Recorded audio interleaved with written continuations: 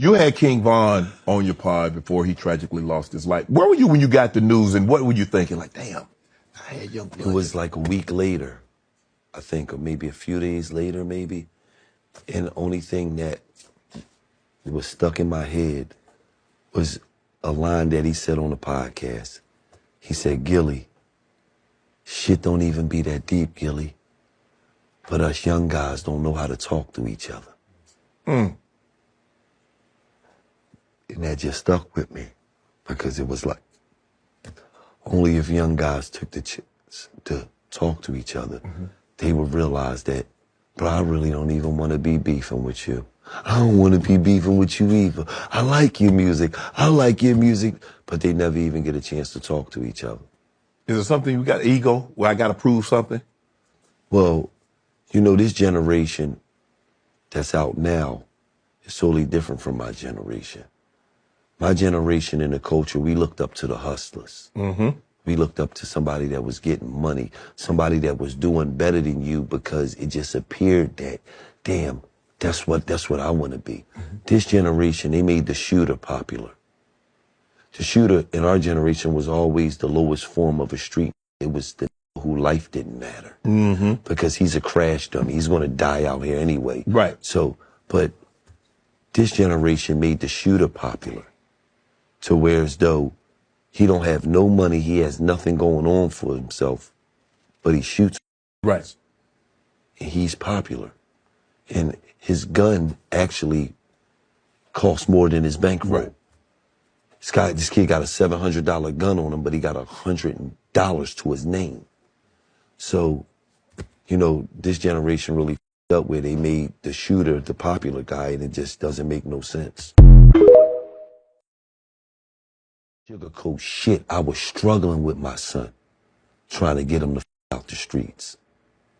You know what I'm saying? So I'm not going to sugarcoat none of that shit.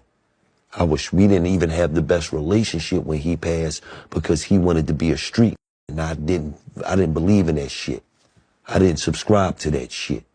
But other than that, it ain't about cheese no more. Cheese ain't here. It's about me saving somebody else's life and letting them know that you can die out here.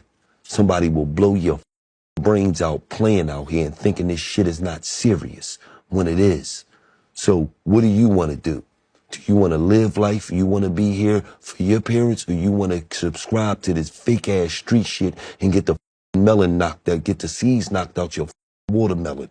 Because that's all that's going to happen. Because it ain't no successful drug dealers out here. It's not no successful criminals out here. No, they die and they go to jail. So if you want to be in jail for the rest of your life, that's cool. If you want to get the seeds knocked out your melon, that's cool. But I'm here to tell you that's what's going to happen. How did your son get involved? How did Cheese get involved in that life? Because at this point in time, Gillie, you made a name for yourself. You got bread. Well, you got to understand. And I can only tell the truth. Being a follower. Plain and simple. Being a follower. Wanting to subscribe to some shit that's not really you. And that's most of the kids out here.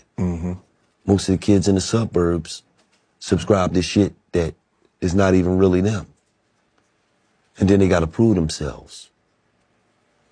Well, I don't believe you. You grew up in the suburbs. I don't believe you tough. So what you going to do? You going to prove yourself? And then a lot of them end up trying to prove themselves. And a lot of them end up in a sad situation. You know what I'm saying? Yes.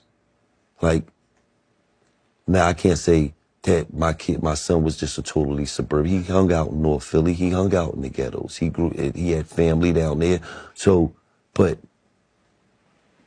what he was trying to be wasn't him. He chose a life that he didn't have to be. Absolutely.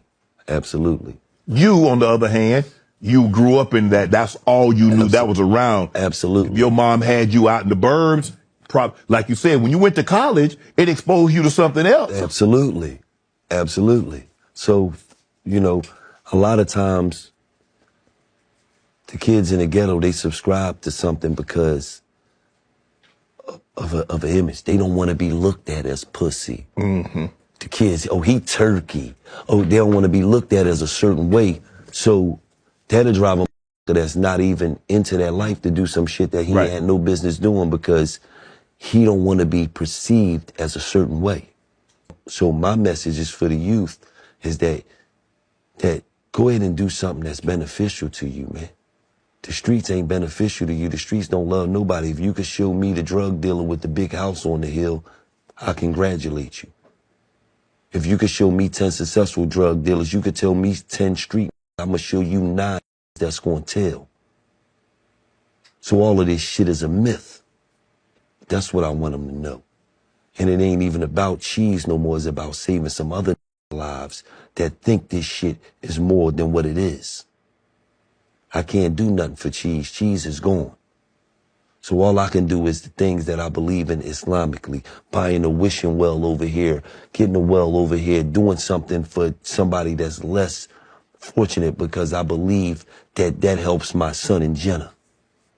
I want the youth to understand how important life is and how fast your life could be taken from you. You know what I mean? And I feel as though he should have been burying me and not me burying him. But it's more a lesson to the youth of tomorrow ain't promised. So you got to understand that that dumb shit you out here doing and you intertwining with, you could lose your life at any moment. And losing your life don't only affect you. It affect your parents. It affect if you got a child. It affect all the people that really love you and care about you. Because a lot of times these youth, these youngers, they don't respect life because they ain't got a chance to live life yet.